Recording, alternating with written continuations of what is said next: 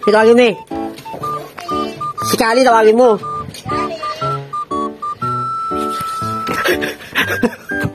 Tignan mo, nabuti na sa lukod. Tawagin mo na eh. Tandaan na kasi yun. Tawagin mo eh. Tawagin mo, tawagin mo. Tawagin mo si Kali.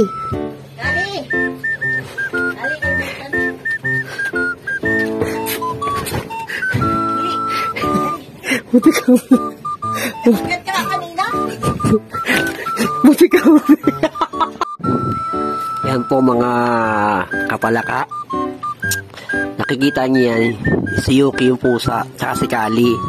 So, meron silang ginawang labag sa batas ng mga kahayupan. Kaya, ayun, sila po ay kinulong. Ayan. Sa salang murder. Kaya kung nakikita niyo po ang mukha ni Kali, ayan, nakatitig po, nakawawa naman, gumakawa. Kali! Ayan o, tapos ito naman si Yuki! Shhh! Yuki! O, diba?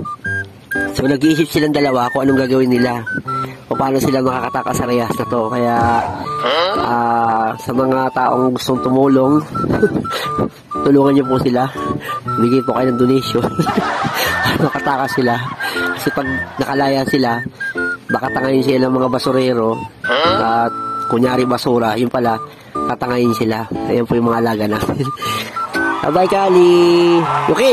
Bye-bye!